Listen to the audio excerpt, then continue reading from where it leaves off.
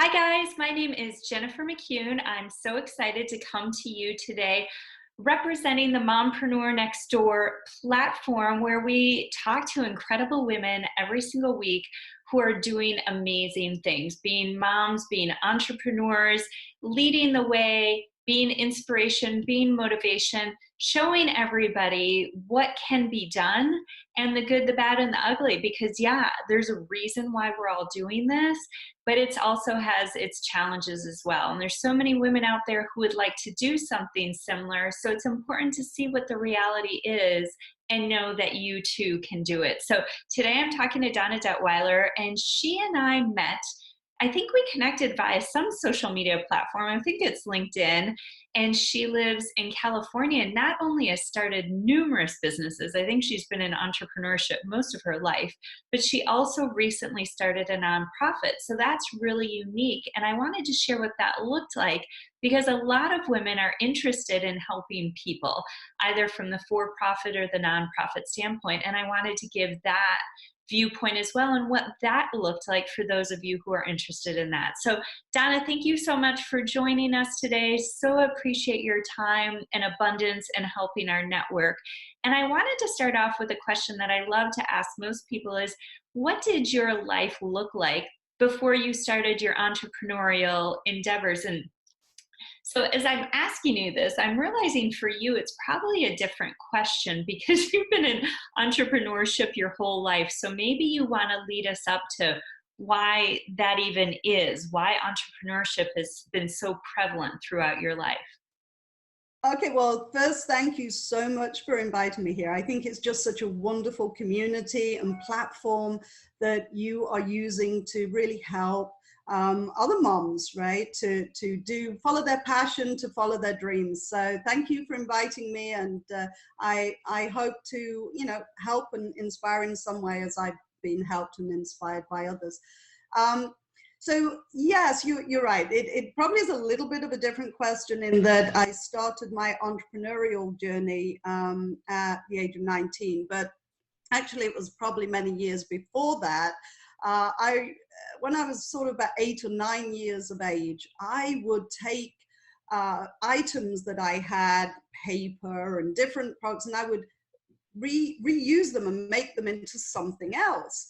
And then on a Saturday morning, I'd invite, my friends and my cousins to come to my house, and I would set up my own little store, and I would sell these repurposed items. So I think really deep down, I've always been an entrepreneur, and but I was also, at that time, I was a horse rider, and I also dreamed about having an equestrian business. So I think just that kind of passion for wanting to create something has always been there. And unfortunately, I had a pretty serious accident that ended my professional riding career. And that led me to have to reevaluate what I was going to do with the future and, what that would look like. And that was how I started my journey as an entrepreneur and launched my first company when I was 19. And that was back in the UK.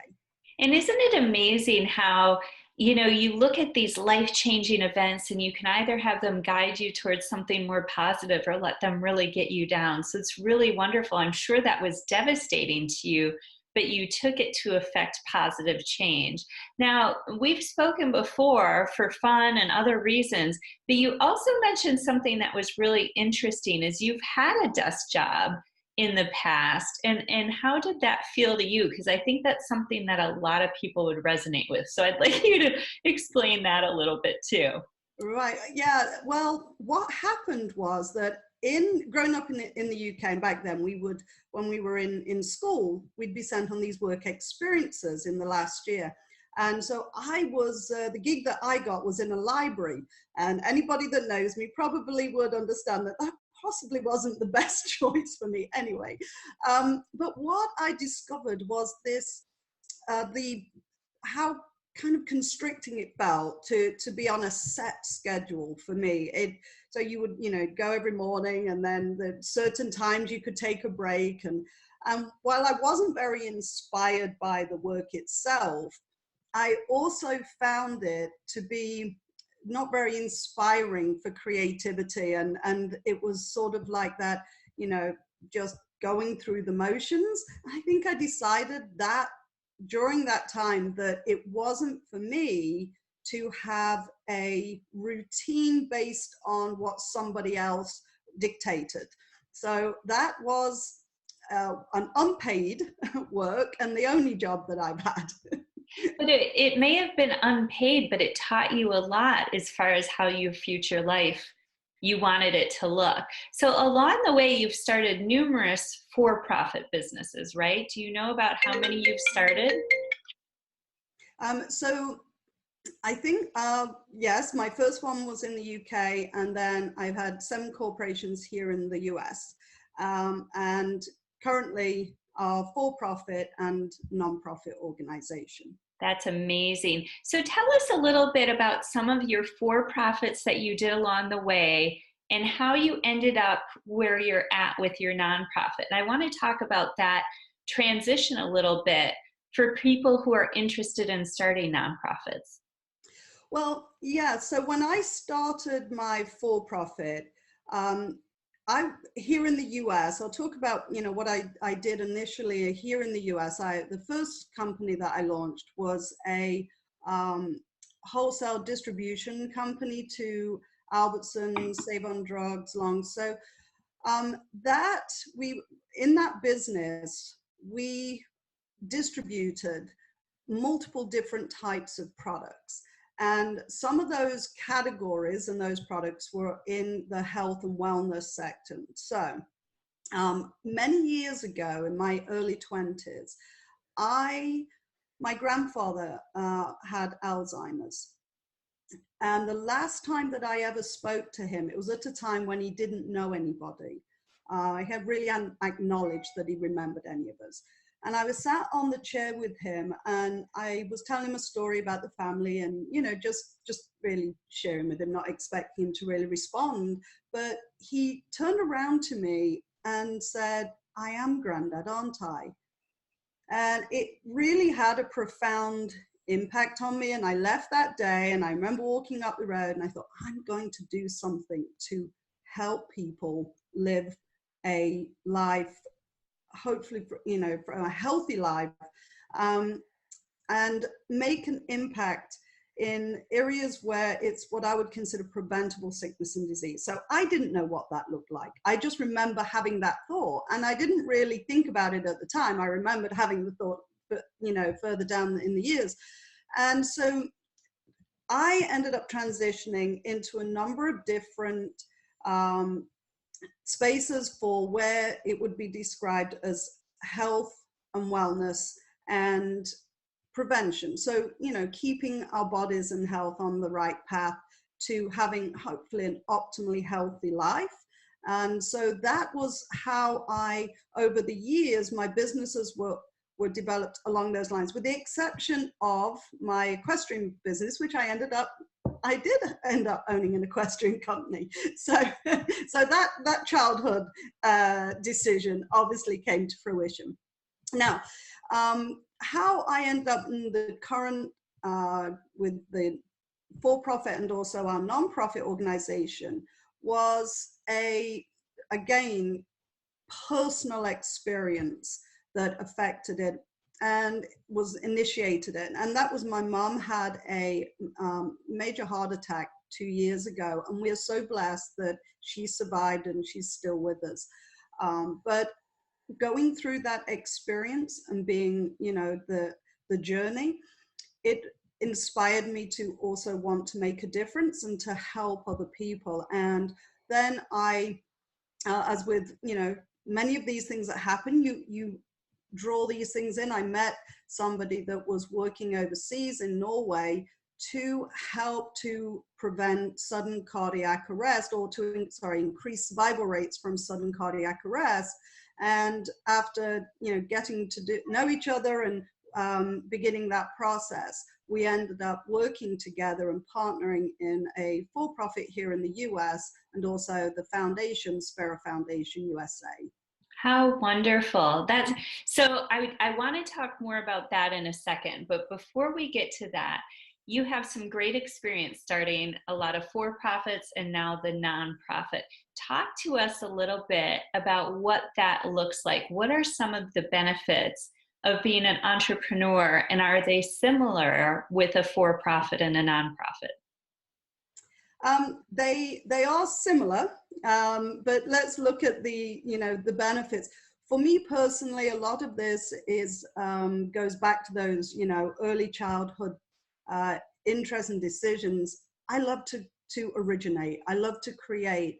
The enjoyment I get from seeing something from just a little idea and growing that, the people that you get to work with, the people that you get to affect and impact, the friendships that are made, and the benefits that they receive. I remember one of the first employees I had here in the US many years ago, and I remember the day she said, "Oh, I bought a new couch today," and I thought that just really touched me, that by the work that I'd originated, I was able to help that person in their life. And, she had 4 children, and she was able to then go out and buy a couch. That had an impact on me.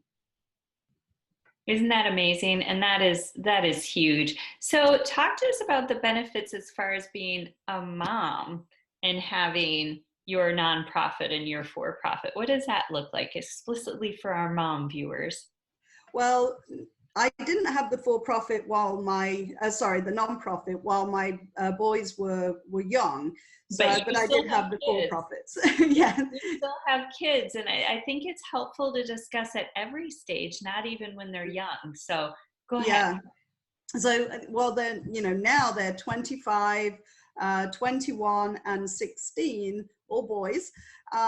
So during those years, some of the businesses that I had originated from home and then grew outside of the home.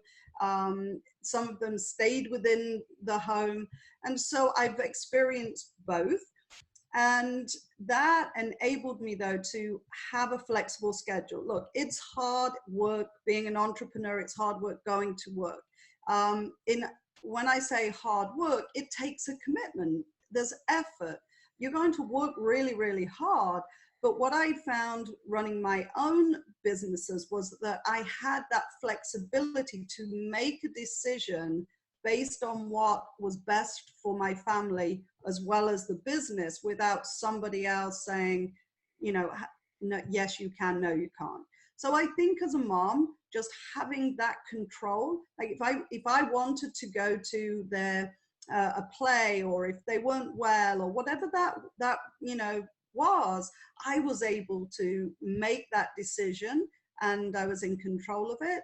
And of course, you have responsibilities to your employees, to your business, to your employees, but you can balance those responsibilities still with the freedom to make your own decisions. And for you, it goes well beyond, because I remember when we were messaging back and forth a few months ago, you were spending a month in, I think it was Maine, so you could be with your parents too. So the benefits transcend just to your children. It's also to your parents, it's to your life in general. Your parents are getting older. They flew over from the UK. You could spend a month with them and have that flexibility. So even in your for-profit life with your older boys, that's been huge, right? I mean, that's priceless.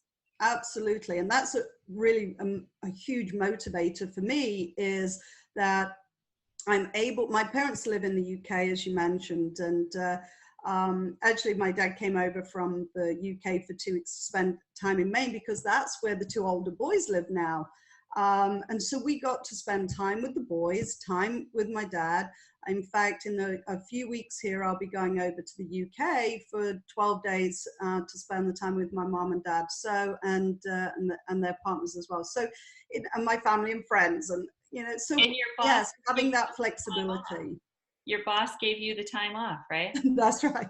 Although I will be working while I'm there, but again, see, that's the beauty of it. So when we were in Maine, I was working, but I was able to use my time and work around the activities and the things that we all did together. Right. But it wasn't that I sat around for a whole month, but that is the difference. And also as well, in the same way, going to the UK, of course I'll still be working, but I will have that time and flexibility. But again, it's my choice. I can work from wherever I choose. Right. So we hear all these amazing benefits. All these people are out there like, great, sign me on. But as you and I both know, there are challenges as well. So talk to us a little bit about the challenges. And if, again, they're pretty similar with the nonprofit, the for-profit, if you want to delineate, lay it out for us. Give us the ugly. Go for it. Right.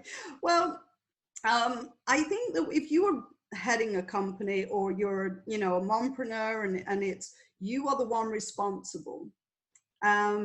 So the book stops with you. If you don't do the work, you're not going to have success. So if it's a home-based business, sometimes people think, well, that's, it isn't the same as if you're running a large organization with, employees and things. But ultimately it is, because it's about responsibility, and the buck stops with you. So yes, you have the flexibility, but if you don't do the work, you're not going to get the results. And that's with anything in life.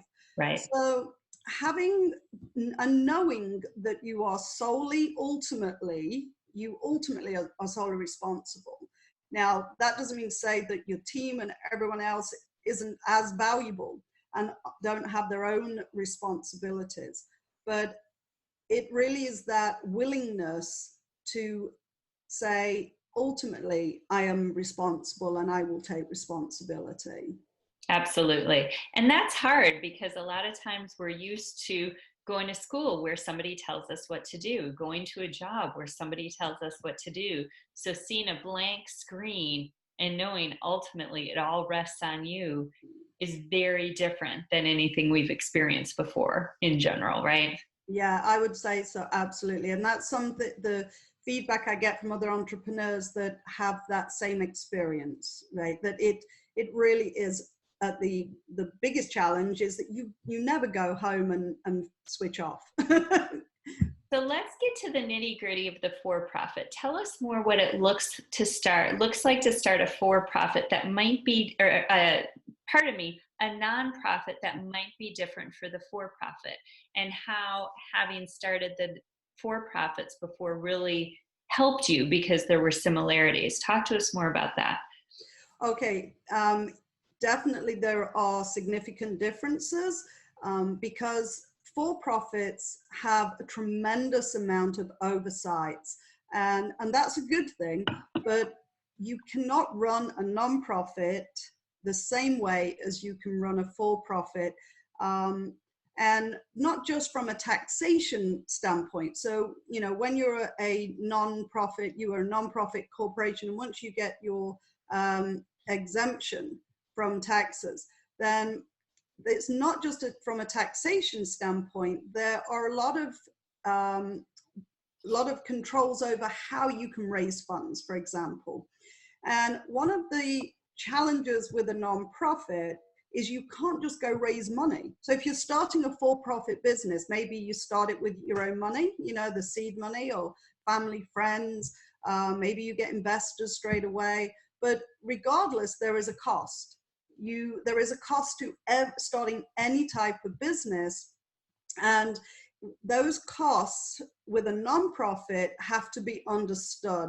There are a lot of because of the taxation, that you've got to make sure you have good counsel. So maybe you want attorneys and accountants that are very well versed and understand the for-profit world, because it is very, very different.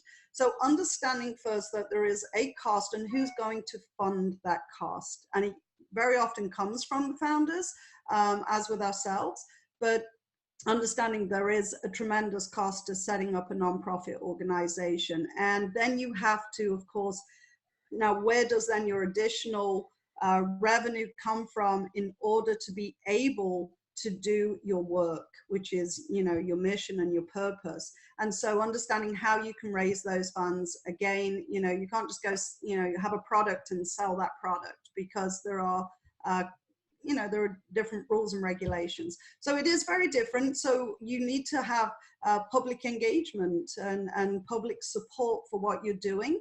One of the things that I found helped me tremendously is with having the experience with the for-profits was to think out of the box a little bit. So when we established Spirit Foundation USA, we launched with a intention and a specific plan to make our organization visible and interesting, because nonprofits, it's a very saturated market, if you will, and there are a lot of them out there, and you have to be able to get through all of that noise and be able to help people see what your work is and what the purpose is. So what the approach that we took was to work with with Hollywood and celebrities to help us elevate the conversation about sudden cardiac arrest and what we can do to help save more lives. That's fantastic. That's wonderful. Because it's true, it could affect anybody at any moment. So that's really such a wonderful message to get out there. So if you had any advice to give your younger you, what would that be?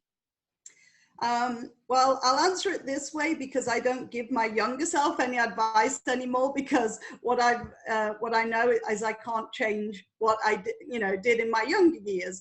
But what I can do is I tell my older self, because I learned from those things that were successful actions that achieved the desired result, or unsuccessful actions that didn't achieve the desired result. And so for me, it's about looking back on those and, applying them to present time, so I can so hopefully I learn from all the unsuccessful actions and can be more successful in the future. And certainly that is very true with the nonprofit. It's very dear to my heart. Our mission is to increase the survival rate from something that is very solvable. I mean, our goal is to give life back to those who would not otherwise be here. When somebody has a sudden cardiac arrest, it is very survivable.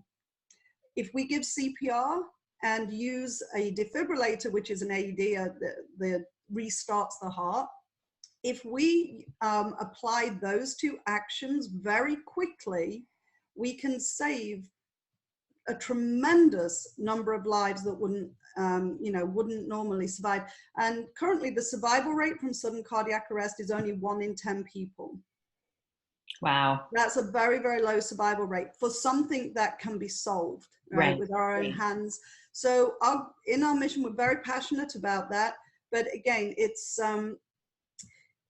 I learned from all of these other experiences, and by applying them to help us be, the whole organization as a whole, because we are a team, and, we continue to grow that team, and it requires all of the different skills that everybody has to be successful. So for me, I tell my older self, okay, these were the successful actions in the past, let's apply those. Right, right. So what were some of those? Like, if you could give the people who are listening 2 or 3 pieces of advice, what would that look like? 2 or 3 actionable items that they could take away today to help them? One would be to get the right people on the bus. Mm-hmm. So people create a business, whether it's a for-profit or a non-profit. And so the people that you work with, but mompreneurs in a home-based business, they're still building a team. Mm-hmm. So when somebody is looking at a organization, if they're evaluating an organization, or an investor's evaluating a business, they are going to look, who is the team? Mm-hmm. Can this team execute on this mission? So they may be interested in the product, they may be interested in the business, but what people are really looking at is, can this team execute on the mission? Right. And so that would be number one. Get the right people on the bus. And that's for profit, nonprofit. I think that's for life in general. Surround yourself with the right people, right? Yeah. And Okay. I say get the right people on the bus, because there is a great book that I took that that line from, called Good for Great. So Good to Great, sorry. So Yes. for anyone that is interested in learning what other companies have done or businesses too, and you can apply this again to any type of business or organization, is to take something from, you know, infancy to where you want to take that, depending on your goals. Absolutely. Another piece of advice, one or two more pieces of advice you might want to give. One that I'm not very good at, which is balance. We all hear this, right? I'm definitely a workaholic. I always have been. That's, you know, helpful in many ways. But talking of successful actions is not to allow yourself to allow yourself downtime, to give yourself permission. Sometimes, you know how I mentioned when you're on vacation, you feel this kind of connection to not shutting off. I mean, we see it in social media, right? Where people are, they're saying, constantly picking up the phones. It's and I find that is a very similar thing with having your own business, is that when you go somewhere, that you don't completely shut off. So while you may have the flexibility to work for 3 hours while you're away, and then spend the rest of the time, you know, with your friends and family, whatever that might be, there are times that you just need to not. Right? And it becomes harder and harder because we have our phones. One of the joys of mompreneurship in general, we can work from anywhere, wherever, whenever, as long as we have our phones. But then we always have our phones. So we tend to overdo it. It's something that I have all of my kids live at home. So I recognize this might be different for people who don't, but I don't have my phone next to my bed. So when I go to bed, I leave my phone downstairs, and then I'm not even tempted to be doing anything, and I shut it off. So before I let you go, this has been such amazing and helpful advice. Tell us just a little bit more. Now, Spera Foundation, I just want to spell it for everybody, is S as in Sam, P as in Paul, ERA, and then foundation. And then USA.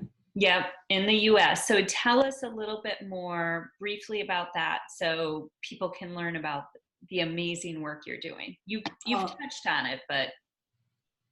Well, I appreciate that. Thank you.